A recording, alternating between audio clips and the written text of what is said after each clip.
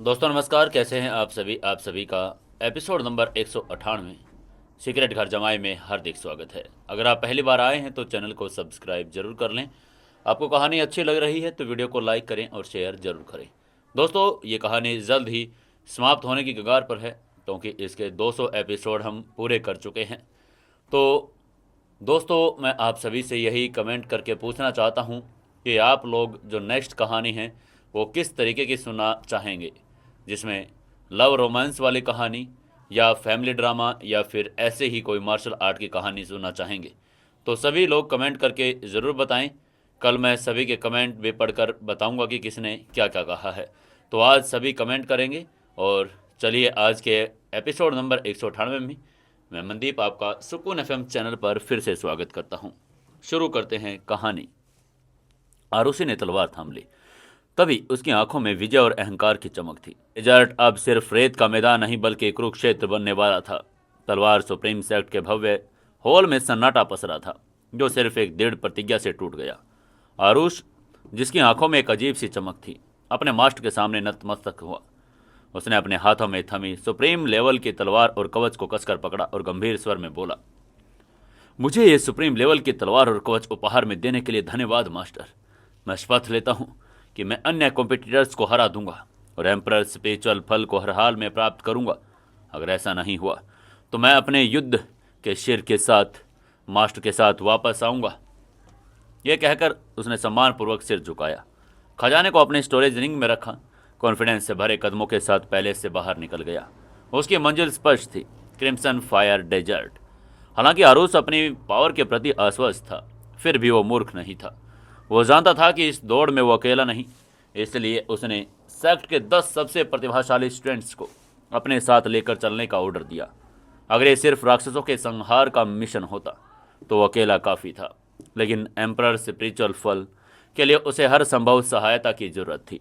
ठीक उसी समय अन्य सुप्रीम पावरों में भी हलचल मची हुई थी।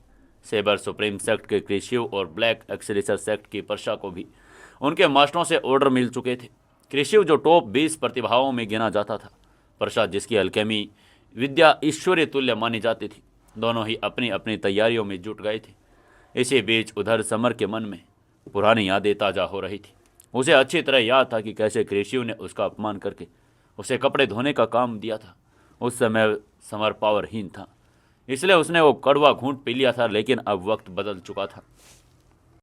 समर ने मन ही मन में कसम खाकर कहा, अगर हम इस बार क्रिम्सन फायर डेजर्ट में मिले तो मैं उन्हें कभी नहीं जाने दूंगा। वर्षा की सुंदरता भी उसे धोखा नहीं दे सकती थी। समर के लिए सिर्फ वो एक सड़ी हुई मानसिकता वाली महिला थी, जिसे वो मौका मिलते ही सबक सिखाने के लिए तैयार था। अगले सुबह मौसम साफ था और सुहाना था। धूप ने जमीन को अपनी गोल्डन आभा से नहला दिया था। सराय के बाहर मैकपाई पक्षियों का चहचहाना एक नई शुरुआत का संकेत था। समर काला पिल्ला और वैष्णवी कमरे से बाहर निकले। बाहर का दृश्य राजसिक था। दो विशाल कोच उनका इंतजार कर रहे थे। दूसरा प्रिंस अपनी शाही कोच से उतरा और समर की तरफ बढ़ गया। उसने गर्मजोशी से कहा, समर, मैंने तुम्हारे लिए गाड़ी तैयार करवाई है। समर की नजर उस गाड़ी पर पड़ी। वो एक नॉर्मल गाड़ी नहीं थी। उस पर अंकित ताबीज सुप्रीम लेवल के थे, जो हवा में एलिमेंट्स को कंट्रोल कर स्पीड प्रदान कर रहे थे। उसे खींचने वाला जानवर कोई घोड़ा नहीं, बल्कि एक पौन राक्षसी तेंदुआ था, जो अपनी बिजली जैसी रफ्तार के लिए जाना जाता था। गाड़ी के पीछे लगभग 10 काले घोड़े खड़े थे, जिन पर काले वस्त्र पहने दूसरे प्रिंस के सबसे वफादार और पावरफुल फाइटर सवार थे। उन सभी की एनर्जी ये बताने के लिए काफी थी कि वे आत्म हेवन एम्परर किंगडम लेवल के हाई स्टेजेस पर थे। लेकिन उनकी आंखों में सबर के लिए सम्मान नहीं, बल्कि जलन थी। उन्होंने देखा कि प्रिंस ने अपनी सबसे शानदार सवारी एक भारी इंसान को दे दी और उन्हें घोड़ों पर छोड़ दिया। जैसे ही समर गाड़ी की तरफ बढ़ा, एक विशाल काय व्यक्ति ने उसका रास्ता रोक लिया। ये भीम था, 7 फीट लंबा, लोहे की चट्टान जैसा स्ट्रॉन्ग फाइटर। उसको ऐसे ही समर का रास्ता देखकर दूसरे प्रिंस ने जंजलाहट के साथ कहा, भीम, एक तरफ हट जाओ। ये गाड़ी समर के लिए तैयार की गई थी, तुम इसे क्यों रोक रहे हो? लेकिन भीम टस से मस नहीं हुआ। उसने भारी आवाज में कहा, हमारे शाही दूसरे प्रिंस, हम सभी आपके मेहमान हैं। फिर आप अकेले समर को ये शानदार कोच क्यों दे रहे हैं? हमें क्यों नहीं? मुझे लगता है ये अनुचित है। माहौल तनावपूर्ण हो गया। समर ने भीम की आंखों में देखा और हल्के से मुस्कुराकर पूछा, क्या अनुचित है? आगे से भीम ने ठंडे स्वर में चुनौती देकर कहा। मैं साधना का लेवल तुमसे अधिक स्ट्रोंग रखता हूँ, इसलिए ये शानदार गाड़ी की सवारी मुझे करनी चाहिए। उसकी ये बात सुनकर समर की मुस्कान में अब खतरनाक ठंडक भर गई थी। वो जानता था कि इज्जत मांगी नहीं जाती, कमाई जाती है, और इस दुनिया में इज्जत कमाने का एक ही तरीका था, ताकत। इसलिए समर ने ठंडे मुस्कान के साथ कहा, तुम कहते हो कि मैं इस शानदार कोच में सवारी करने के योग्य नहीं। तो ठीक है, मैं तुम्हें एक पंच मारूंगा। अगर तुम इसे रोक पाए तो मैं तुम्हें ये कोच की सवारी दे सकता हूँ। अगर नहीं, तो तुम्हें एक तरफ हटना होगा, घोड़े पर चढ़ना होगा। उसकी बात सुनकर भीम जोर से हंसा। उसकी हंसी में अहंकार स्पष्ट था। उसने घमंड भरी आवाज में कहा, ठीक है, मैं आत्म सुप्रीम किंगडम लेवल के पहले स्टेज का फाइटर हूँ। मैं आसानी से तुम्हारा पंच पकड़ सकता हूँ। इस बात पर समर ने आगे से कोई जवाब नहीं दिया। उसे बस अपनी मुट्ठी भींची। काले ताबीजों की चमक उसकी फिस्ट पर उभरी। उसने अपने लाइफ एलिमेंट को एक्टिवेट किया और बिना किसी चेतावनी के हमला कर दिया। उसके पंच की स्पीड इतनी तेज थी कि वो शून्य से प्रकट होता हुआ प्रतीत हुआ, इससे पहले कि भीम कुछ रिएक्ट कर पाता। समर का पंच उसकी छाती से जा टकराया। उसका विशालकाय शरीर किसी सूखे पत्ते की तरह हवा में उछला और कई मीटर दूर एक पेड़ से जा टकराया। पेड़ चकनाचूर हो गया। भीम धूल में सन गया और उसके मुंह से खून का फवारा फूट पड़ा। एक पंच, सिर्फ एक पंच, और आत्म सुप्रीम किंगडम लेवल के पहले स्टेज का फाइटर पराजित हो चुका था। उसका यह हाल देखकर बाकी के 9 काले वस्त्र पहने फाइटर अविश्वास से पीछे हट गए। वो जानते थे कि भीम उनमें से सबसे स्ट्रांग लोगों में से एक था। समर की ताकत ने उनके अहंकार को पल भर में तोड़ दिया। अब उनकी आंखों में जलन की जगह भय और सम्मान ने ले ली थी। वहीं भीम डर से कराहते हुए खड़ा हुआ। वह अहंकारी था और कोई बेईमानी नहीं। वो लड़खड़ाते हुए समर के पास आया और उसने समर के आगे सिर झुकाकर कहा, मैं हार गया हूँ, इसलिए मैं अपनी बात वापस लेता हूँ। मैं इस आलिशान गाड़ी के लायक नहीं, लेकिन तुम हो। भीम ने अपनी हार स्वीकार की और घोड़े की तरफ मुड़ गया। समर ने उसकी सराहना की। उसने अपनी स्टोरेज रिंग में एक सुप्रीम ग्रेड रिकवरी अमृत निकाला। भीम को रोक कर कहा, भीम रुको। उसकी बात सुनकर भीम ने उलझन से पीछे देखा। तभी समर ने अमृत उसकी तरफ उछाल कर कहा, अभी अभी तुम मेरे वार से घायल हो गए हो। यह एक रिकवरी अमृत है जो तुम्हें ठीक होने में मदद कर सकता है। हम खतरनाक क्रिम्सन फायर डेजर्ट में प्रवेश करने वाले हैं। हमें एकजुट रहना चाहिए। दूसरे प्रिंस को एम्परर स्पिरिचुअल फल प्राप्त करने में मदद करनी चाहिए। भीम ने अमृत को पकड़ा। उसने उसे खाया और पल भर में उसकी चोटें उभरने लगी। वो हैरान था, न सिर्फ अमृत की पावर से बल्कि समर की दरियादिली से भी। अब जब समर गाड़ी में बैठा तो किसी ने रोकने की हिम्मत नहीं की। काफिला राजधानी के मेन गेट की तरफ बढ़ गया था, लेकिन वहां एक और रुकावट उनका इंतजार कर रही थी। युवराज और तीसरी प्रिंसेस भी वहां मौजूद थे। समर ने पर्दा उठाया, युवराज को देखा। दोनों की निगाहें टकरा गई। हवा में अदृश्य चिंगारी उठ गई। युवराज ने समर को मारने की कोशिश की थी। समर ये भूला नहीं था। तभी समर की नजर तीसरी प्रिंसेस पर पड़ी। उसका चेहरा एक घूंघट से ढका था, लेकिन उसकी शारीरिक बनावट ने समर को चौंका दिया। वो बिल्कुल जिया के जैसी दिख रही थी। समर ने अपनी दिव्य दृष्टि एक्टिवेट की। उसकी आंखों में गोल्डन रोशनी चमक गई, लेकिन तीसरी प्रिंसेस ने इसे तुरंत थाम लिया। उसने अपने जानवर को आगे बढ़ा दिया, जिससे समर का संपर्क टूट गया। समर इस बार फिर निराशा में रह गया। तभी शहर का एंट्री गेट खुला और दौड़ शुरू हो गई। युवराज ने एक भव्य स्पिरिचुअल जहाज को बुलाया। यह जहाज हवा में तैरता रहा, किसी भी जमीनी जानवर से तेज था। जहाज के आते ही युवराज ने अपने साथियों से चिल्लाकर कहा, महल के सभी लोग स्पिरिचुअल जहाज में कूद जाओ। देखते ही देखते जहाज काली बिजली की तरह हवा से गायब हो गया। वहीं तीसरी प्रिंसेस भी पीछे नहीं हटी। उसने एक विशाल सफेद क्रेन को बुलाया, जो बर्फ जैसे सफेद और अत्यंत सुंदर था। वो उस पर सवार हुई और पलक झपकते ही आसमान से ओझल हो गई। समर और दूसरे प्रिंस जहाज पर जमीन पर रह गए। समर ने अपनी भौहें सिकोड़कर कहा, नहीं, हमें भी स्पीड बढ़ानी होगी। और यह गाड़ी से बाहर निकला। खुद पवन राक्षस तेंदुओं की पीठ पर सवार हो गया। उसने तेंदुओं को धमकी दी, फिर उसे एक उच्च कोटि का अमृत खिलाया और अमृत की पावर से तेंदुआ पागलपन की हद में तेज हो गया था। दूसरे प्रिंस ने देखकर दांत पीस लिए। उसने भी अपना ट्रम्प कार्ड खेला। एक दुर्लभ उड़ान मुहर उसने उसे सवारी पर लगाई और समर की बराबरी करने के लिए हवा को चीरते हुए आगे बढ़ गया। लगभग 3 घंटे की दौड़ के बाद वो फायर ईगल सिटी पहुंच गई। यह शहर क्रिम्सन फायर डेजर्ट का एंट्री गेट था। किसी भी समय यह शहर बिल्कुल वीरान हो चुका था, क्योंकि डेजर्ट के खतरे ने लोगों को डरा दिया था। लेकिन आज एम्परर स्पिरिचुअल फल के आकर्षण ने इसे फिर से जिंदा कर दिया था। सड़कें, दुकानें, सराय खचाखच भर गए थे। इंद्रप्रस्थ और अन्य 4 देशों से हजारों साधक वहां आ चुके थे। शहर के बाहर एक लंबी कतार थी। समर लाइन में खड़ा था, लेकिन उसका दिमाग कहीं और था। उसने पिल्ले की तरफ देखा और टेलीपैथी से पूछा, पिल्ले, क्या हुआ? क्या तुम्हें कुछ परिचित सी गंध आ रही है? पिल्ले ने हवा को सूंघा। उसके चेहरे पर चिंता की लकीरें थी, जो धीरे धीरे राहत में बदल गई। उसने टेलीपैथी से समर का जवाब देकर कहा, मुझे अभी अभी आकाश बख्शी सांप की उपस्थिति का आभास हुआ। वो बुरी तरह से घायल और कमजोर होगा। उसका शिकार किया जा रहा था, लेकिन अब मुझे लग रहा है कि वो खतरे से बच निकला है। उसकी बात सुनकर समर ने राहत की सांस ली। हालांकि एम्परर स्पिरिचुअल फल इंपॉर्टेंट था, लेकिन आकाश बख्शी सांप उसका साथी था। बाकी काफी इंतजार के बाद वो शहर में दाखिल हुए। भीड़ इतनी अधिक थी कि पैर रखने की जगह नहीं थी। समर और दूसरे प्रिंस, जो अपनी अपनी दुनिया में रेपुटेड थे, अब एक नॉर्मल प्रॉब्लम का सामना कर रहे थे, रहने की जगह की प्रॉब्लम। उन्होंने कई होटलों में पूछताछ की, लेकिन सब भरे हुए थे। दूसरे प्रिंस ने अपने शाही बैज भी दिखाया। उम्मीद थी कि राजसी ठाट काम आएगा, लेकिन सराय के मालिकों ने बेबसी जता दी। यहाँ रहने वाले मेहमान या तो सुप्रीम पावरफुल सेक्टरों के स्टूडेंट थे या अन्य देशों के कुलीन। इस भीड़ में एक प्रिंस का रुतबा भी उस एक कमरे की गारंटी नहीं दिला सकता था। समर और दूसरा प्रिंस सड़क पर खड़े होकर एक दूसरे को देख रहे थे। चारों तरफ शोरगुल था। डेजर्ट की तपती हवा उन्हें अपने पहले चैलेंजेस की चेतावनी दे रही थी। अगली असली परीक्षा शुरू होने ही वाली थी। फायर सिटी में शाम ढल रही थी, लेकिन शहर की हलचल थमने का नाम नहीं ले रही थी। समर, दूसरा प्रिंस, काला पिल्ला, वैष्णवी, उनके साथी होटलों की खाक छान रहे थे। आज उनका मेन उद्देश्य सिर्फ सिर छिपाने की जगह ढूंढना ही नहीं था, बल्कि क्रिम्सन फायर डेजर्ट का एक विश्वसनीय नक्शा हासिल करना भी था, ताकि कल उनका मिशन सेफ्टी से पूरा हो सके। लेकिन शहर खचाखच भरा था। हर बड़ा सराय हाउस फूल के बोर्ड के साथ उनका स्वागत कर रहा था। सड़कों पर चलते हुए उन्होंने आत्मसाधकों की फुसफुसाहटें और चर्चाएं भी सुनी। एक उत्साही आवाज ने भीड़ में से कहा, अरे क्या तुमने सुना? इस बार फायर सिटी ईगल में दिग्गजों का जमावड़ा लगा है।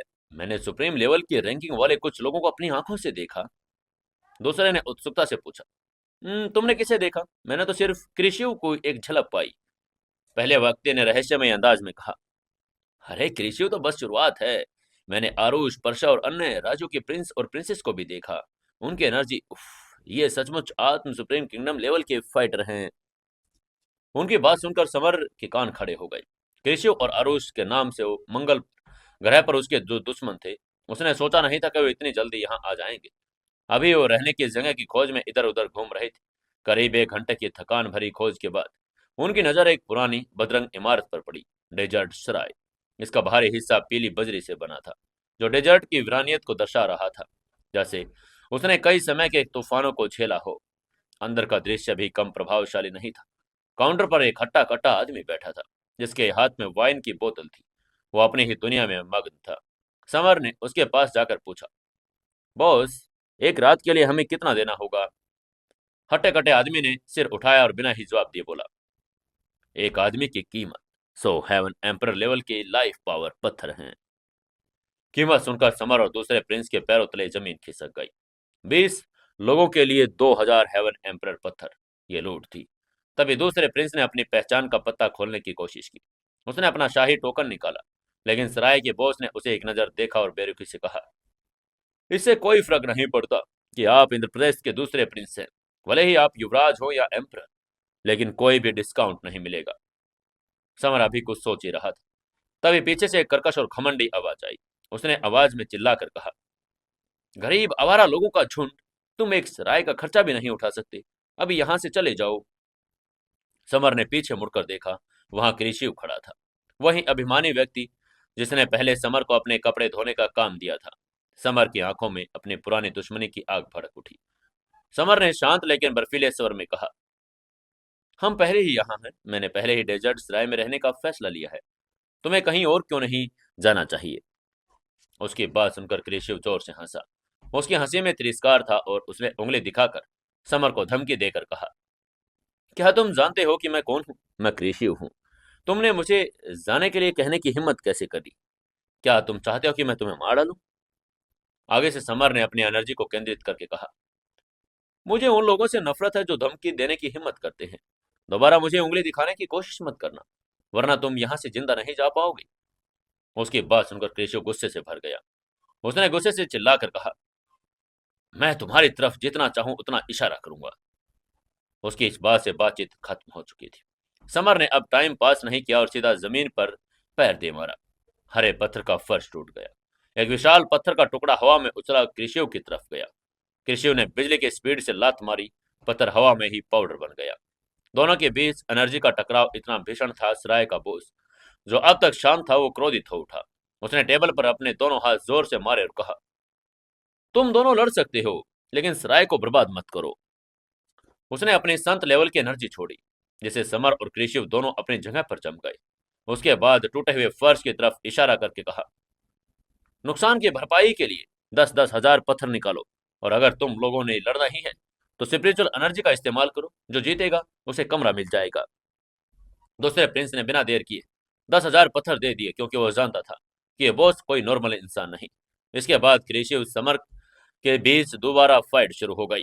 अब ये एक स्पिरिचुअल पावर का युद्ध था। केशियो ने मुस्कुराकर कहा, आज तुम्हारी मौत का दिन है, तेंदुओं की दहाड़। और उसने अपना मुंह खोला और ध्वनि तरंगों से बना एक विशाल स्पिरिचुअल तेंदुआ दिखा दिया। वो 10 फुट लंबा था और सीधे समर की आत्मा को कुचलने के लिए दौड़ा। ये दृश्य देखकर आसपास के लोग सहम गए थे।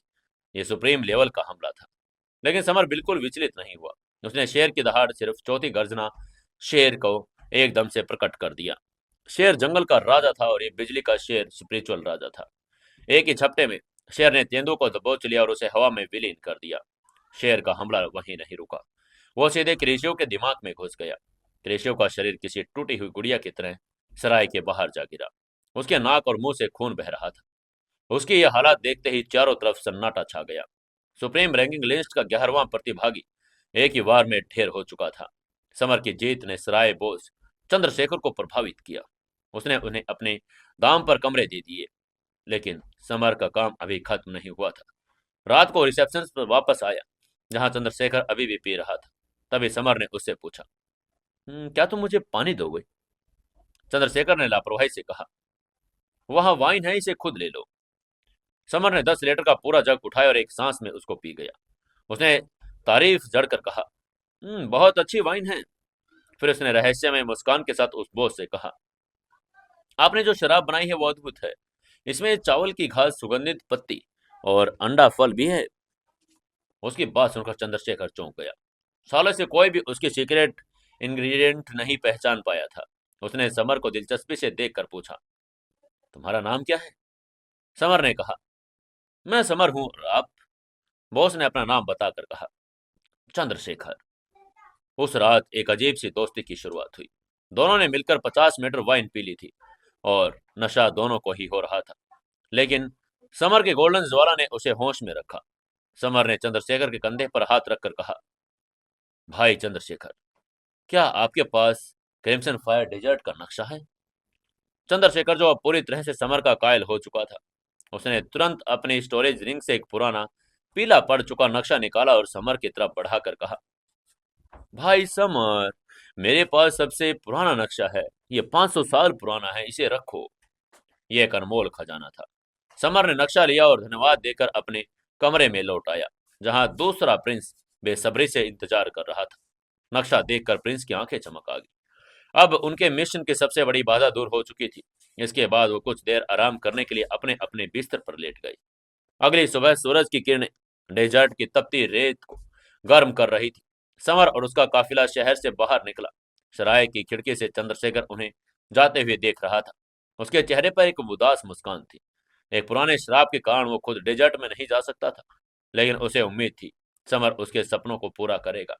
वहीं इधर शहर के बाहर चलते चलते एक समर ने काले पिल्ले की तरफ देखकर पूछा, "पिल्ले, सुनकर बताओ, आकाश पक्षी सांप कहाँ है?" पिल्ले ने हवा में नाक को ऊपर कुछ देर सूंघा। फिर उसने समर को आकाश पक्षी सांप के लोकेशन के बारे में बताकर कहा, "नॉर्थ की तरफ 300 मील दूर मुझे आकाश पक्षी सांप की गंध आ रही है। वो एरिया एक धंसा हुआ एरिया है।" उसकी बात सुनते ही समर ने दूसरे प्रिंस की तरफ देखकर पूछा, "प्रिंस, मुझे पहले अपने दोस्त को बचाना है। क्या तुम मेरे साथ आओगे?" दूसरे प्रिंस ने कहा, बेशक समर, हम साथ में ही चलेंगे।" और इस तरह एम्परर स्पिरिचुअल फल और आकाश पक्षी सांप की खोज में तपते हुए क्रिम्सन फायर डेजर्ट की गहराई की तरफ बढ़ चले। क्रिम्सन फायर डेजर्ट अभी एक जगह नहीं थी, ये एक सबसे बड़ा दुस्वप्न था। सदियों से इससे ने अनगिनत प्रतिभाओं को निकला था, लेकिन इस बार एम्परर स्पिरिचुअल फल का लालच मौत के डर से भी बड़ा था। अगर 5 देशों की संधि आड़ न आती तो शायद खुद एम्परर भी इस दौड़ में शामिल हो जाते। जैसे ही समर और उसके साथियों ने डेजर्ट की सीमा में कदम रखा, एक अदृश्य भट्टी ने उनका स्वागत किया। पैर रखते ही उनको रेत की तपन महसूस हुई। समर, जिसने मोटर बॉडी की कठोर प्रैक्टिस की थी, वो अविचल रहा। उसकी त्वचा इस्पात की तरह सख्त और लचीली थी, लेकिन बाकियों की हालात खराब हो चुकी थी। क्षण भर में 10 काले वस्त्रधारी बॉडीगार्ड के जूतों से धुआं उठने लगा। यहाँ तक कि वैष्णवी और दूसरे प्रिंस के चेहरे पर भी विकृत भाव आ गए थे। उनके पैर भाप बनकर जल रहे थे। वैष्णवी को पसीने से तरबतर देखकर समर ने तुरंत रिएक्ट किया। उसने उसे अपने पास खींचा और अपनी हथेलियों से फायर एलिमेंट का एक कवच बना दिया। ये कोई साधारण आग नहीं थी, इसमें गोल्डन ज्वाला का अंश था और जो संत लेवल की पावर रखती थी। डेजर्ट की गर्मी इसके सामने फीकी पड़ गई। वैष्णवी ने राहत की सांस ली। ये देख समर ने अपनी एनर्जी का विस्तार किया और दूसरे प्रिंस और उनके सैनिकों को भी इस सुरक्षा के घेरे में ले लिया। सबकी आंखों में अविश्वास था। जहां हाई लेवल साधक गर्मी में दम तोड़ रहे थे, वहां समर अपनी शारीरिक पावर से प्रकृति को चुनौती दे रहा था। काले पिल्ले ने जब ये देखा, पूंछ हिलाकर समर के पास गया। उसने मासूमियत से कहा, समर, इस हाई तापमान को रोकने के लिए प्लीज मुझे अपनी फायर का कुछ सार दे दो। समर ने उसे एक हल्की लात मारकर दूर करके कहा, भाग जाओ यहाँ से, तुम्हारी त्वचा तो पहले से खुरदरी है। तुम्हें मेरे फायर एलिमेंट की क्या आवश्यकता है? अब इन फालतू की बातों में टाइम वेस्ट मत करो, चुपचाप हमें आकाश पक्षी सांप के पास ले चलो। बिल्ली ने एक नाटकीय आं भरी, जैसे उसके साथ घोर अन्याय हुए हो। उसी समय डेजर्ट के उत्तरी छोर पर जिंदगी और मौत का खेल चल रहा था। आकाश बख्शी सांप अपनी जान बचाने के लिए भाग रहा था। उसके पीछे 3 मीटर लंबा एक विशालकाय साया था, डेजर्ट दानव, जिसका शरीर पूरी तरह से गोल्डन रेत से बना था। दानव ने एक कदम रखते ही धरती कांप रही थी। सांप बुरी तरह घायल था। उसने कई बार दानव का सिर कुचला था, लेकिन हर बार रेत के कण फिर से जुड़ जाते और दानव पहले से वैसा ही हो जाता।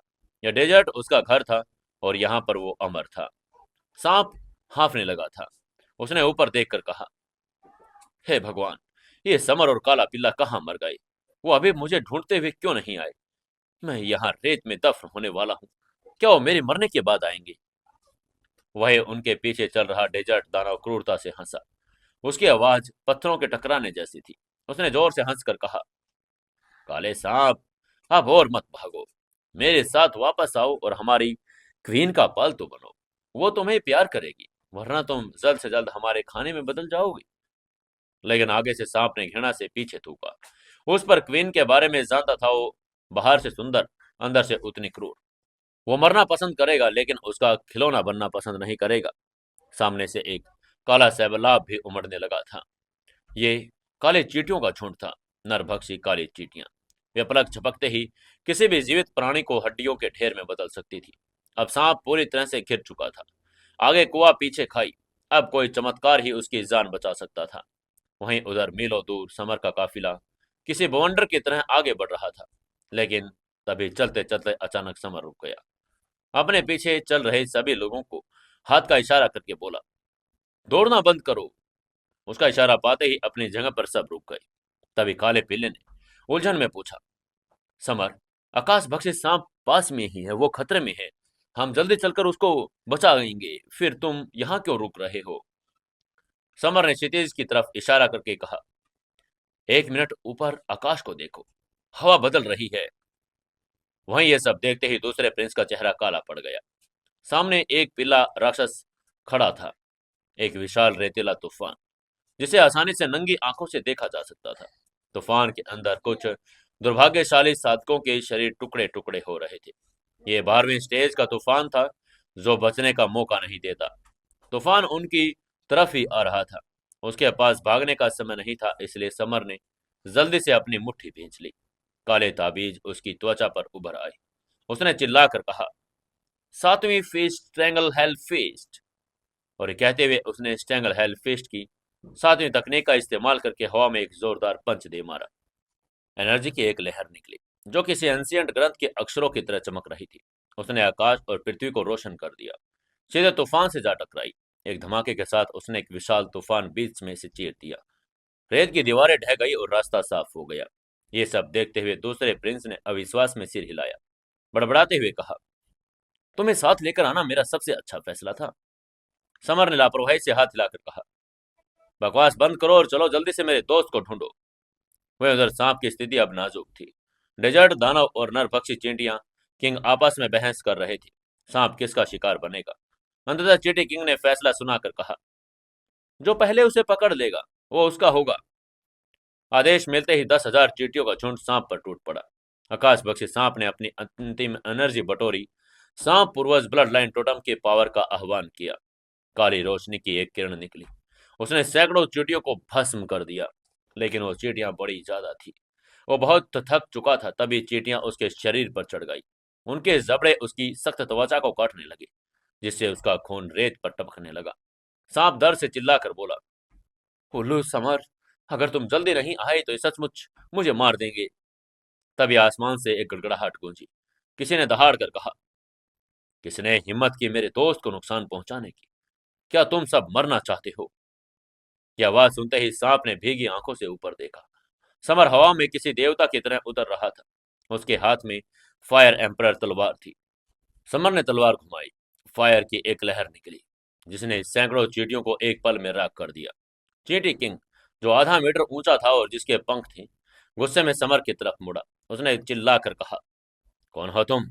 तुमने मेरी प्रजा को क्यों मारा? समर ने क्रूर मुस्कान के साथ कहा, यह सांप मेरा दोस्त है। मैं तुम्हें दो विकल्प देता हूं, भाग जाओ या फिर मरने के लिए तैयार हो जाओ। उसकी बात सुनकर चींटी किंग ने जोर से हंसकर कहा, घमंड इंसान, मैं आत्म सुप्रीम किंगडम लेवल के 5वें स्टेज पर हूं, इसलिए तुम मेरे लिए सिर्फ एक नाश्ता हो। अब मरने के लिए तैयार हो जाओ। और ये कहते हुए उसने अपना बाकी चींटियों को इशारा करके कहा। उसके बाद सुनते ही हजारों चींटियां समर की तरफ लपक गई। तभी आगे से समर ने अपना फायर किंगडम एक्टिवेट कर दिया, लेकिन चींटी किंग ने अपने पंखों से काला बवंडर पैदा किया, जिसने समर की आग को काट दिया। ये चींटी किंग वाकई ताकतवर था। उसकी ताकत को देखकर समर ने अपना ट्रम्प कार्ड निकाला, बिजली रत्न। गड़गड़ाहट, हजारों लाल बिजली की किरणें रत्न से निकली और चींटी की सेना पर बरस पड़ी। एक ही क्षण में पूरी सेना खत्म हो गई। अब सिर्फ चींटी किंग बचा था। चींटी क्रोधित होकर हवा में उड़कर एक काला जहरीला तरल समर पर थूकने लगी। यह जहर शून्य को भी गला सकता था। आगे से समर ने अपनी 2 उंगलियों पर गोल्डन ज्वाला जलाई। उसने इसे हल्के से फ्लिप किया और 8,000 की गर्मी से जहर को हवा में ही जला दिया। सीधे चींटी किंग से जा टकराई। सुप्रीम लेवल का चींटी किंग अब एक चीख के साथ जलकर खाक हो गया। कुछ भी नहीं बचा। चींटी किंग मारा जा चुका था। यह दृश्य देखकर डेजर्ट दानव, जो अब तक तमाशा देख रहा था, वो कांप उठा। उसने देखा कि कैसे वो ज्वाला अजय थी। वो चुपके से खिसकने लगा। तभी समर की आवाज उसके कान में गूंज गई, तुम भागना चाहते हो? ये कहकर समर उसके सामने आ गया। समर ने एक मुक्के में उसके छाती में छेद कर दिया। उसका पंच लगते ही दानव गिर गया, लेकिन रेत फिर से भरने लगी। तभी पीछे से आकाश पक्षी सांप ने चिल्लाकर कहा, समर, ये दानव अमर है, ये इतनी जल्दी नहीं मरने वाला। उसकी बात सुनकर समर ने हल्के से मुस्कुराया, अपनी उंगलियों पर फिर से गोल्डन ज्वाला लेकर आया और दानव की तरफ बोला, तुम मरते नहीं है ना? तो फिर ठीक है, मैं तुम्हारी रेत को ही कांच में पिघला दूंगा। उसकी ज्वाला को देखते ही दानव का अमरत्व का भ्रम टूट गया। वो घुटनों के बल गिर गया। उसने अपनी जान की भीख मांगकर कहा, नहीं नहीं, मुझे मत मारो, मैं मरना नहीं चाहता। लेकिन आगे से समर ने उसे एक ही शर्त पर छोड़ा, गुलामी। दानव ने अपनी आत्मा की मुहर समर को सौंप दी, जिससे उसका जीवन अब समर के हाथों में था। समर ने मुहर एक्सेप्ट की और पूछा, अब बताओ, इस डेजर्ट में सबसे बड़ी ताकतें कौन सी हैं? दानव से सिर झुकाकर बोला, मालिक, यहाँ 3 बड़ी पावर हैं। पहली है एक पावरफुल मानव जिसे सुप्रीम फायर कहते हैं। दूसरी है डेजर्ट क्वीन डेजर्ट में। तीसरी बड़ी ताकत मृग तृष्णा बीस्ट है। डेजर्ट दानव ने अपनी भारी आवाज में समर को उनके बारे में समझाकर कहा, वो आत्म साधकों को भ्रमित करने में मायाजाल और मृग तृष्णाएं पैदा करते हैं। वे अपने शिकार को फंसाते हैं, अंततः उसे मार डालते हैं। उसकी बात सुनकर समर ने सिर हिलाया। अब उसके पास क्रिम्सन फायर डेजर्ट पर पावर ताकत का पूरा खाका था। सुप्रीम फायर डेजर्ट क्वीन और अब ये मृग तृष्णा बीस्ट। पूरी जानकारी इकट्ठा करने के बाद उसने मोहर अपने घायल शरीर आकाश पक्षी सांप को देखकर पूछा, कैसा लग रहा है? सांप ने कमजोरी में सिर हिलाकर कहा, बहुत बुरा। मेरा राक्षसी सार समाप्त हो गया, मैं 1 इंच भी नहीं चल सकता। उसकी बात सुनकर संवर ने मुस्कुराकर स्टोरेज रिंग में से सुप्रीम लेवल के उपचारात्मक अमृत निकाले और सांप के मुंह में डालकर कहा, इन्हें खा लो जल्दी। सांप की आंखों में आश्चर्य फैल गया। उसने हैरान होकर कहा, तुम्हें ये अमृत कहाँ मिले? ये तो कॉन्टिनेंट पर बड़े दुर्लभ हैं। तभी समर के बगल में खड़ा काला पिल्ला अपनी पूंछ हिलाकर बोला, तुम्हारी किस्मत ही खराब थी। हम तो मजे कर रहे थे। देख रहे हो, ये इंद्रप्रस्थ का दूसरा प्रिंस हमारा दोस्त है। वहीं अमृत ने अपना जादू दिखाया। कुछ ही पलों में सांप की थकान गायब हो गई और पूरी तरह से स्वस्थ हो गया। अब वो आगे बढ़ने के लिए तैयार थे। डेजर्ट दानव ने उनका मार्गदर्शन किया। हालांकि समर के पास 500 साल पुराना नक्शा था, लेकिन डेजर्ट कुछ कुछ बदल चुका था। वहीं दानव जानता था कि रेत के नीचे कहाँ खतरे छिपे हैं। समर भी अपने मॉडल बॉडी की संवेदनशीलताओं के साथ जमीन के नीचे दबी भयानक ताकतों को महसूस कर सकता था। मीलों तक सिर्फ उड़ती हुई रेत और चिलचिलाती धूप थी। तभी अचानक समर रुका। उसकी नजर क्षितिज पर टिकी थी। वहां लाल कपड़ों वाला एक ग्रुप अपनी जान बचाकर भाग रहा था। उनका नेतृत्व तो एक सुंदर महिला और एक अधेड़ उम्र का पुरुष कर रहे थे। उनके पीछे गोल्डन कोच पहने तीरंदाजों का एक दल मौत बनकर दौड़ रहा था। देखते ही देखते लाल वस्त्र वाले कई लोग गोल्डन तीरों का शिकार बन गए। अंत में सिर्फ लीडर और कुछ साथी बचे थे। भागने का कोई रास्ता न देख वो रुके और अपना पीछा करने वालों का सामना करने लगे। गोल्डन दल का लीडर अरमान एक विशाल काय पुरुष था, जिसके हाथ में एक चमकता हुआ गोल्डन धनुष था। उसने ठंडी हंसी के साथ कहा, कृतिका प्रणव, तुम्हें मिली सुप्रीम लेवल की स्पिरिचुअल जड़ी बूटी मुझे दे दो। मैं तुम्हें जिंदा छोड़ दूंगा, वरना तुम यहीं मरोगे। उसकी धमकी सुनकर प्रणव, फायर एम्परर सेक्ट का वर्तमान लीडर, कांपने लगा। वह सिर्फ आत्म हेवन एम्परर किंगडम के 9वें स्टेज का फाइटर था, जबकि अरमान सुप्रीम किंगडम लेवल के 5वें स्टेज पर था। शिव प्रकाश के लिए उसका मुकाबला करना असंभव था। प्रणव ने अपनी बहन कृतिका की तरफ देखकर कहा, छोटी बहन, शायद हमें ये जड़ी बूटी दे देनी चाहिए। वहीं कृतिका की आंखें में पीड़ा थी। ये जड़ी बूटी उनके सेक्ट को फिर से महान बनाने की उम्मीद थी। ये सपना था उसके भाई फायर एम्परर का, जो उसने देखा था, लेकिन जान बचाने के लिए उसे झुकना पड़ा। तभी अरमान की क्रूर हंसी गूंजी। उसने हंसकर कहा, प्रणव, मुझे सिर्फ जड़ी बूटी नहीं चाहिए, तुम्हारी छोटी बहन कृतिका भी चाहिए। वो बड़ी सुंदर है। मैं चाहता हूँ कि वो मेरी हो जाए। अरमान बहुत ज्यादा ही क्रूर था। वह अपमान की प्रकाष्ठा थी। प्रणव ने विरोध करने की कोशिश करके कहा, मैं तुम्हें जड़ी बूटी दे सकता हूँ, लेकिन अपनी बहन नहीं। लेकिन आगे से अरमान ने उपहास करके कहा, तुम बहुत कमजोर हो। ये कहकर उसने बिना किसी चेतावनी के एक तीर छोड़ दिया। तीर प्रणव के पैर पर जा लगा और चीखता हुआ गिर पड़ा। तभी अरमान ने उसे गले पर खंजर रखकर कहा, जिंदा रहना है या नहीं? जिंदा रहना है तो ये दोनों मुझे दे दो। मौत के डर ने प्रणव की रही सही शर्म भी खत्म कर दी। उसने गिड़गिड़ा कर कहा, लो, मैं तुम्हें स्पिरिचुअल जड़ी बूटी दे रहा हूँ। मेरी बहन भी तुम्हारी है, बस मुझे जाने दो। उसकी ये बात सुनकर कृतिका सन्न रह गई। जिस भाई को वह सभ्य समझती थी, वह जान बचाने के लिए बेचने को उसको तैयार हो चुका था। तभी अरमान उसकी तरफ बढ़ा और अरमान को देखकर डर के मारे कांपने लगी। तभी समर की आवाज डेजर्ट की हवा में गूंजी, प्रणव, तुम्हें सचमुच जरा भी शर्म नहीं आनी चाहिए। अपनी बहन का सौदा करते हुए तुम्हें शर्म तो आनी थी। ये कहते हुए उसकी तरफ बढ़ने लगा। वहीं प्रणव ने गुस्से में अनजानी आवाज को देखकर अपने समर के सामने उसको अपनी लाइफ में पहली बार ऐसा कंफ्यूज होकर पूछा, कौन हो तुम? हमारे बीच की दखल अंदाजी करने वाले कौन होते हो? समर ने आगे से क्रूरता से कहा, तुम्हारे अंदरूनी हिस्से गंदे और सड़े हुए हैं। मैं उनको ही साफ करने आया हूँ। यह कहकर उसने अपनी उंगली से गोल्डन ज्वाला की किरण छोड़ी और सीधे प्रणव के हाथ पर लगी। वो उसकी हड्डियों को चकनाचूर करती हुई निकल गई और प्रणव दर्द से कराह उठा। समर ने उसकी तरफ ध्यान दिए बिना कृतिका की तरफ देखकर कहा, तुम कृतिका हो, फायर एम्परर की छोटी बहन। कृतिका ने आंसू भरी आंखों से उसको देखकर कहा, क्या तुम मेरे भाई को जानते हो? वो कहाँ है? समर की आंखों में उदासी थी। उसने अपनी स्टोरेज रिंग से कलश निकाल कर कहा, यह फायर एम्परर की राख है। सालों पहले तुम्हारे लिए जड़ी बूटी खोजते समय प्रणव ने उसे धोखा दिया और उसका पीछा किया। वो पृथ्वी पर भाग गया। वो उसकी मौत हो गई। उसकी अंतिम इच्छा थी उसकी राख को यहाँ दफनाया जाए। वो तुम्हें बताना चाहता था कि वो तुमसे कितना प्यार करता था। सच सामने आ चुका था। प्रणव का ये झूठ के फायर एम्परर लापता हो गए थे अब बेनकाब था। कृतिका ने कांपते हाथों से कलश लिया। शोक क्रोध में बदल गया। वो प्रणव की तरफ मुड़ी और उसने पूरी ताकत से टूटे हुए अंगों पर पैर जमा दिए। उसने गुस्से और दुख भरी आवाज में चिल्लाकर कहा, कमीने, तुमने मेरे भाई को मार डाला। उसने अपना सारा गुस्सा उस गद्दार पर निकाल दिया। वहीं अरमान, जिसे पूरी तरह से इग्नोर किया जा रहा था, वो क्रोधित हो उठा। उसने गुस्से में चिल्लाकर कहा, तुम कौन हो युवक? प्रणव अब मेरा है। मेरे मामले में दखल देने की हिम्मत कैसे कर रहे हो? समर ने उसे एक ठंडी नजर से देखकर लापरवाही से हाथ हिलाकर कहा, मुझे इनसे काम है, तुम चुपचाप यहां से चले जाओ। वो ऐसे कर रहा था जैसे किसी मक्खी को हटा रहा हो। उसकी इस हरकत से अरमान का अहंकार आहत हुआ। उसने गुस्से में चिल्लाकर कहा, मैं गोल्डन तीर देश का रक्षक हूँ। इंद्रप्रस्थ का एम्परर भी मुझसे ऐसे बात नहीं करता। फिर तुम्हारी हिम्मत कैसे है मुझसे ऐसे बात करने की?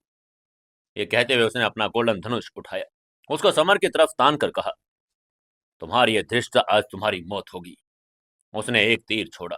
तीर बिजली की गति से समर की तरफ आया, लेकिन समर उसके तीर को देखकर अपनी जगह से बिल्कुल भी नहीं हिला। उसने अपना हाथ बढ़ाया और अपने नंगे पैर हाथ को तीर से छोड़ दिया। तीर की एनर्जी उसके हाथ में गड़गड़ाहट के साथ समाप्त हो गई, लेकिन उसे खरोंच तक नहीं आई। ये देखते ही अरमान की आंखें फटी रह गई। उसने हैरान होकर कहा, असंभव।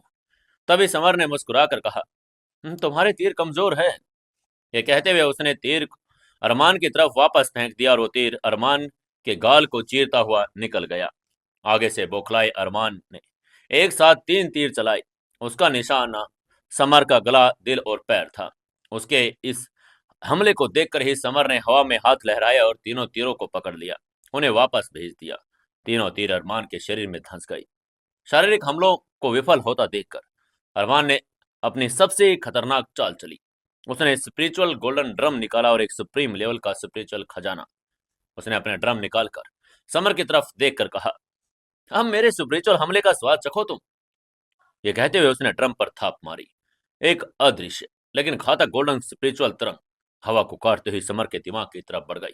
ये हमला सीधे समर की आत्मा को नष्ट करने के लिए था, लेकिन आगे से समर बिल्कुल भी विचलित नहीं हुआ। उसके मन के भीतर अराजकता का पत्थर किसी भी हमले को झेलने के लिए तैयार था। समर ने अपना मुंह खोला और दहाड़ कर कहा, चौथी गर्जना, बिजली शेर। उसने अपने स्पिरिचुअल एनर्जी को एक काले बिजली से बने शेर के रूप में बाहर निकाला। शेर दहाड़ा और स्पिरिचुअल तरंगों से टकराया, उन्हें छिन्न भिन्न कर दिया। आगे से अरमान ने पागलपन में ड्रम को बार बार पीटा, हर दिशा से स्पिरिचुअल तरंगे भेजी, लेकिन समर का काला शेर उन सभी को निगलता गया। इस लड़ाई के बीच समर ने कुछ महसूस किया। अरमान के हमले लहरों की तरह आ रहे थे, जबकि समर के हमले सीधी रेखा में थे। समर ने मन ही मन में कहा, अगर मैं अपनी एनर्जी को लहरों में बदल दूं तो? उसने अब लहरों का हमला करना शुरू कर दिया। वो लगातार एक के बाद एक हमला करता रहा, जैसे समुद्र की लहरें हों। उसी पल युद्ध के मैदान के बीचों बीच समर को एक नया ज्ञान प्राप्त हुआ। वो स्पिरिचुअल शेर दहाड़ की 5वीं तकनीक को विकसित करने की दहलीज पर खड़ा था। स्थानिक ताबीजों का उसका ज्ञान अब धोने की पावर के साथ मिलने वाला था, जो अरमान के लिए विनाशकारी साबित होने वाला था। स्थानिक ताबीज शास्त्र सबसे रहस्यमय प्रकार के ताबीज शास्त्रों में से थी। प्रत्येक प्रतीक के एक अत्यंत अलौकिक गुण था, मानो वो डायमेंशंस में ही उकेरा गया हो। उन्हें देखने मात्र से ही व्यक्ति को डायमेंशंस और अमूर्तता में खो जाने का एहसास होता था। समर ने यह तकनीक अत्यंत शीघ्रता से सीख ली थी। अरमान के हमलों के दबाव में उसने कुछ ही मिनटों में शेर दहाड़ की 5वीं गर्जना में महारत हासिल कर ली थी। इसके बाद समर ने मुस्कुराकर कहा, अरमान, अब मैं तुम्हें अपनी स्पिरिचुअल शेर दहाड़ की असली पावर का स्वाद चखाऊंगा। ये कहते हुए उसने अपनी स्पिरिचुअल एनर्जी से 3 स्पिरिचुअल शेयरों का निर्माण किया। वे डायमेंशंस में प्रकट हुए और काले गर्जन के साथ अरमान के स्पिरिचुअल गोल्डन ढोल पर टूट पड़े, उसे चकनाचूर कर दिया। बिना एक पल रुके वे तीनों अरमान के मन की गहराई में समा गए। उसका स्पिरिचुअल वर्ल्ड बिखर चुका था। अरमान ने दर्द से चिल्लाकर कहा, ओह, दर्द हो रहा है, मैं मर रहा हूँ। अरमान लगातार चीखता रहा था, उसकी नाक मुंह से खून बहने लगा था। तभी पलक झपकते ही समर उसके पास पहुंचा। उसने एक जोरदार लात से उसे दर्जनों मीटर तक दूर फेंक दिया। फिर हवा में उछलकर वो अरमान की छाती पर लैंड हुआ, जिससे वो रेत में धंस गया। दर्शक ये देखकर स्तब्ध थे कि सुप्रीम रैंकिंग लिस्ट का 10th पोजीशन का फाइटर इतने बुरी तरह से हार चुका था। भीड़ में कानाफूसी होने लगी कि समर शायद टॉप 5 में भी जगह बना लेगा। वहीं अपने सलाहकार को पिटता देखकर गोल्डन तीर देश के तीरंदाजों ने समर पर बाणों की वर्षा कर दी, लेकिन तभी समर अपनी स्थिर जगह पर खड़ा रहा। उसके पीछे से काले पिल्ले ने हवा में उछलकर अपने पूंछ से सैकड़ों फीट लंबी मायावी आकृति में बदला। एक ही वार में सभी के धनुष छीन लिए। यह दृश्य देखकर बाकी आत्म साधक मुस्कुराए बिना नहीं रह सके। तभी रेत में धंसे अरमान ने क्रोध से कहा, समर, तुरंत अपना पैर मुझसे हटाओ, मुझे जाने दो, वरना गोल्डन तीर देश का एम्परर तुम्हें आसानी से जाने नहीं देगा। लेकिन आगे से समर ने मुस्कुराकर कहा, मुझे गोल्डन तीर देश की धमकी देने की कुछ नहीं होगा। तुम्हारे पास जो भी खजाना है सब मुझे दे दो, मैं तुम्हें साबुत लाश के साथ छोड़ दूंगा, नहीं तो तुम्हारा एक टुकड़ा भी किसी को नहीं मिलेगा। उसकी बात सुनकर अरमान ने चिल्लाकर कहा, सपने ही देखते रहो, ऐसा कभी नहीं होगा। उसने इतना ही कहा। समर ने मुस्कुराकर कहा, क्योंकि तुम मुझे अपना खजाना नहीं दे रहे तो मैं तुम्हें मार डालूंगा, खुद ही तुम्हारा खजाना ले लूंगा। ये कहते हुए उसकी आंखों में खतरनाक किलिंग इंटेंट चमक उठा। उसने पैर से अरमान के दिल को चकनाचूर कर दिया। अरमान की नब्ज रुक गई और गोल्डन तीर देश का सलाहकार अरमान मारा गया था। ये देखकर उसके साथी तीरंदाज बदला लेने के लिए दौड़े, लेकिन समर ने अपनी स्ट्रैंगल हेल फिस्ट से उन सभी को एक ही वार में खत्म कर दिया। इसके बाद समर ने अरमान की स्टोरेज रिंग उतार ली, जिसमें सुप्रीम लेवल के धनुष्मान जड़ी बूटी तकनीकें थी। समर की आंखों में चमक आ गई। उसने खुशी से बड़बड़ा कर कहा, अरमान, गोल्डन तीर देश के सलाहकार से मुझे यही उम्मीद थी। वो खुश हो ही रहा था, तभी उसको कृतिका की चीख सुनाई दी। उसने चिल्लाकर कहा, प्रणव, तुम कहाँ जा रहे हो, रुक जाओ। अरमान की मौत को देखकर प्रणव बुरी तरह से डर गया। वो अपनी जान बचाने के लिए भाग रहा था। उसको ऐसे भागता देखकर समर ने ताना मारकर कहा, भागने की कोशिश कर रहे हो, लेकिन क्या तुम सच में भाग सकते हो? ठीक है, तुम भागो, मैं गोल्डन धनुष और बाण की पावर आजमाता हूँ। ये कहते हुए उसने एक गोल्डन तीर प्रणव पर छोड़ दिया। गोल्डन तीर बिजली की गति से प्रणव के शरीर के आर पार हो गया। तभी कृतिका तलवार लेकर उसके पास पहुंचे, चिल्लाकर बोली, आज मैं तुम्हें मारकर स्वर्ग में स्थित सीनियर भाई फायर एम्परर की आत्मा को भेंट अर्पित करूंगी। ये कहते हुए उसने अपनी तलवार उसकी गर्दन पर रख दी। तभी परुणा ने गिड़गिड़ा कर कहा, कृतिका, तुम मुझे नहीं मार सकती, मैं फायर एम्परर सेक्ट का मास्टर हूँ। लेकिन आगे से कृतिका ने दृढ़ता से कहा, तुम जैसे नीच लोग सेक्ट के मास्टर बनने के लायक नहीं हो। और उसने उसका सिर धड़ से अलग कर दिया। बाद में उसने समर को धन्यवाद दिया, फिर जाने लगी। लेकिन तभी समर ने उसे रोक कर कहा, वेट। ये कहकर उसने अपने स्टोरेज रिंग से 2 ग्रंथ और अमृत निकालकर उसे दे दिए। ये तुम्हारे लिए है, इन्हें रखो। कृतिका ने चुपचाप ले लिया, वहां से निकल गई। उसके जाने के बाद दूसरे प्रिंस ने समर से पूछा, समर, क्या अब हम एम्परर स्पिरिचुअल फल की खोज में जा सकते हैं? समर ने इसे हिलाकर कहा, नहीं, पहले हमें अपनी पावर बढ़ानी चाहिए। क्रिम्सन फायर डेजर्ट बड़े खतरनाक है। मुझे अरमान के स्टोरेज रिंग से बहुत सारे अमृत मिले, हम उनकी मदद से अपनी ताकत बढ़ा सकते हैं। ये कहते हुए समर ने सभी को, यहाँ तक कि काले पीले और आकाश बख्शी सांप को भी संसाधन देते रहा। सभी लोग जल्दी से इन अमृत को ग्रहण कर लो, अपने पावर को बढ़ाने की कोशिश करो, फिर हम एम्परर स्पिरिचुअल खजाने की खोज में जाएंगे। सभी को अमृत देने के बाद समर ने एक सुप्रीम लेवल का अमृत खाया। अमृत की प्रचंड एनर्जी ने उसके सूर्य स्पिरिचुअल नाभिक की आत्मा सुप्रीम किंगडम के दूसरे स्टेज पर पहुंचा दिया था। वह अब डेजर्ट की कठोर रेत को, जो मेटरेट जैसी सख्त थी, उंगलियों से पाउडर बना सकता था। उसके साथी विशेषकर आकाश बख्शी सांप और दूसरा प्रिंस भी आत्म सुप्रीम किंगडम के लेवल में प्रवेश कर चुके थे। इसके बाद तैयार होकर उसने डेजर्ट दानवों से आगे के रास्ते के बारे में पूछा। दानव ने उसकी बात का जवाब देकर कहा, मास्टर एम्परर स्पिरिचुअल फल क्रिम्सन फायर डेजर्ट के सेंटर में स्थित एक ऊंचे गोल्डन पर्वत पर है। उसकी बात सुनकर समर ने सिर हिलाया। क्रिम्सन फायर डेजर्ट के सेंटर की तरफ चल पड़ा। कुछ ही देर में आगे जाकर उनको एक भयानक तूफान मिला, लेकिन उन्होंने आसानी से तूफान को पार कर लिया। यात्रा बड़ी कठिन थी। उस भयानक काले रेत के तूफान को पार करने के बाद वैष्णवी ने अचानक चिल्लाकर कहा, समर, देखो, आगे एक नखलिस्तान है, उसमें पानी भी है। समर ने आगे देखा और एक विशाल हरा भरा नकली स्थान था। लेकिन तभी समर को वहां तीसरे प्रिंसेस और अन्य लोग भी दिखे, जो असंभव था। समर उसके बारे में सोच रहा था।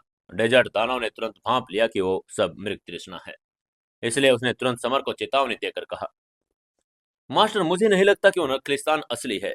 पूरी संभावना है कि ये एक मृग तृष्णा है। यहाँ मायावी लताएं हैं जो शिकार को फंसाती हैं। उसकी बात सुनते ही समर ने अपनी स्पिरिचुअल पावर से जांच की तो पाया ये एक भ्रम ही था। लेकिन तभी उसने देखा काला पिला और उसका बाकी ग्रुप मृग तृष्णा की तरफ जा रहा था। उसने पूरी ताकत से चिल्लाकर कहा, काले पिल्ले, आकाश बख्शी सांप, पानी ये नकली है, ये एक जाल है। लेकिन देर हो चुकी थी।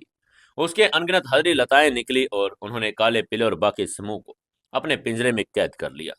ये जितनी भी लताएं काटते तुरंत उतनी और आ जाती। तभी काले पीले ने हताश होकर समर से कहा, समर, ये हरी लताएं तो अजीब हैं, काटने पर फिर से आ रही हैं। प्लीज इनसे बचने में हमारी मदद करो यार। उसकी बात सुनकर समर समझ गया सतह पर लड़ने का कोई काम नहीं, इसलिए उसने चिल्लाकर कहा, तुम लोग थोड़ी देर रुक जाओ, मैं डेजर्ट के नीचे जाकर उनकी बेल की जड़ों को मारने की कोशिश करता हूँ। उसके मरने के बाद ही ये खत्म हो जाएंगी। ये कहते हुए समर तीर की तरह जमीन में समा गया। तापमान सैकड़ों डिग्री था, लेकिन अपनी गोल्डन ज्वाला के कवच के साथ वो गहराई में उतरता गया। वहां उसने देखा पूरा अंडरग्राउंड एरिया लताओं से भरा था। समर ने थोड़ा सोचा, इनको कैसे खत्म किया जाए। उसने चिल्लाकर कहा, फायर किंगडम, और आग का एक विशाल गोला बना जो लताओं को भस्म करता हुआ सीधा उनकी मात्र शाख की तरफ बढ़ चुका था। पाताल की गहराइयों में उस विशालकाय लता का रूप भयावह हो चुका था। उसका ऊपरी हिस्सा एक मनुष्य जैसा था, आंखें, नाक, धड़, किंतु नीचे अनगिनत लताओं का जाल था।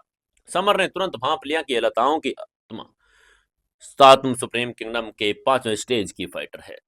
तभी समर को देखते ही लताओं की माता ने भयावह स्वर में कहा, हे मनुष्य, तुम बड़ी पावरफुल हो। तुम सचमुच तह से 1000 मीटर नीचे तक पहुंच गई। क्या तुम मरना चाहते हो? उसकी बात सुनकर समर ने हल्के से मुस्कुरा कर कहा, मुझे लगता है कि मरने की इच्छा तो तुम्हारी है। तुमने मेरे दोस्तों को फंसाने के लिए छल रचा। अगर मुझे पहले न पता चलता तो शायद तुम उन्हें मार ही डालती। वहीं उसकी बात सुनकर लताओं की माता को गुस्सा आ गया। क्रोधित होते हुए लताओं की माता ने हरे रंग का संक्रांत एक तरल समर की तरफ थूक दिया। ये देखकर वो और भी ज्यादा गुस्से से भर गई। उसने फुपकार कर कहा, तुम्हारी हिम्मत कैसे हुई मेरे रस को नष्ट करने की? मैं आज तुम्हें मार डालूंगी, तुम्हारा सारा खून निचोड़ दूंगी।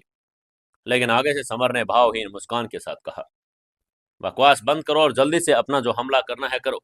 मैं तुम्हें एहसास करवाऊंगा कि तुमने गलत पंगा ले लिया। आज तुम्हारी मौत का दिन है। उसकी बात सुनते ही लताओं की माता ने समर पर हमला कर दिया। लड़ाई शुरू हो गई।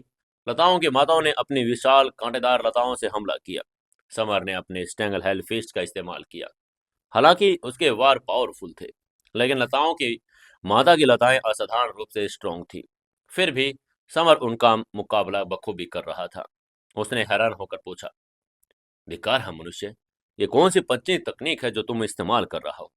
ये नर की पावर को कैसे समाहित कर सकती है? लेकिन आगे से समर ने जवाब देने के बजाय हमलों की स्पीड बढ़ा दी। वो धीरे धीरे आगे बढ़ा। हर प्रहार के साथ लताओं को नष्ट करता हुआ वो माता के करीब पहुंच गया। हताश होकर लताओं की माता ने अपना सबसे घातक हथियार पौधों का अभिशाप इस्तेमाल किया। तभी एक स्पिरिचुअल सांप समर के मन में घुस गया। जब समर की अपनी गोल्डन ज्वाला और फायर ड्रैगन की आत्मा ने उसे रोकने की कोशिश की तो वो इसमें विफल रही। तो उसने उसे अंतिम अस्त्र अराजकता की चक्की को जगा लिया। चक्की का पत्थर एक भूखे शिकारी की तरह जागा और उसने तुरंत अभिशाप को निगल लिया। ये देखकर माता बुरी तरह से डर गई। उसने भयभीत होकर भागने की कोशिश करके चिल्लाकर कहा, मुझे नहीं पता था कि काला सफेद चक्की का पत्थर राजस्व की गहराइयों से निकला एक अनमोल खजाना है। लेकिन चक्की ने उसे भागने नहीं दिया। उसने लताओं की माता को भेद कर मार डाला। उसके भीतर का एक अमर स्पिरिचुअल बीज निकाल लिया। समर उसे पकड़ना चाहता था, लेकिन चक्की ने उसे खुद निगल लिया। ये देखकर समर हताश हो गया। लेकिन तभी हताश समर को माता के अवशेषों का एक छोटा सा हरा पौधा लाइफ सार मिला। उसको देखते ही उसने मन ही मन में सोचा, आखिरकार मुझे कुछ तो इनाम मिला। ये सोते उसने उसे रिफाइंड किया। उसके शरीर के सारे घाव भर गए और उसकी पावर भी बढ़ गई।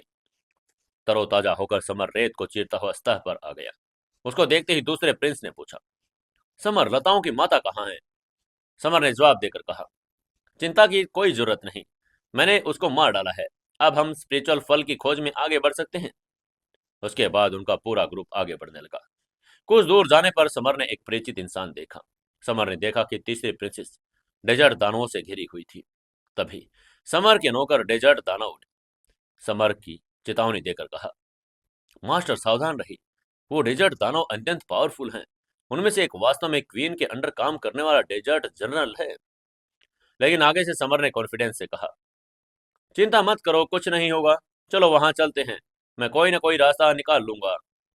उधर तीसरी प्रिंसेस अपने दासी को बचाने के लिए संघर्ष कर रही थी। तभी दासी ने गिड़गिड़ा कर कहा, हाइनेस, आप प्लीज भाग जाइए, मुझे अकेला छोड़ दीजिए।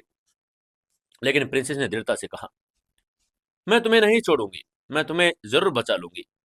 ये कहकर वो अपनी सीक्रेट परी मुहर तोड़ने ही वाली थी। दासी ने चिल्लाकर कहा, तीसरी प्रिंसेस देखो, दूसरा प्रिंस आ रहा है। और वो उसकी तरफ देखने लगी। तभी दूसरे प्रिंस के ग्रुप में से समर हवा के झोंके की तरह उनके पास पहुंचा। वो जानता था कि ये इंस्पेक्टर जिया है। उसके सामने जाते ही समर ने उसे छेड़कर पूछा, छोटे जिया, मुझे पता था कि ये तुम ही हो, क्या तुम ठीक हो? इस नाम ने प्रिंसेस को अंदर तक हिला दिया, लेकिन वो चुप रही। वो ये सब देखकर डेजर्ट जनरल क्रोधित हो गया था। जनरल ने अनाउंस करके कहा, मनुष्य तो मुसीबत मोल ले रहा है। आज यहां से कोई जिंदा वापस नहीं जा सकता। मैं तुझे पकड़ूंगा और तुम्हें सबको डेजर्ट की क्वीन के पास लेकर जाऊंगा।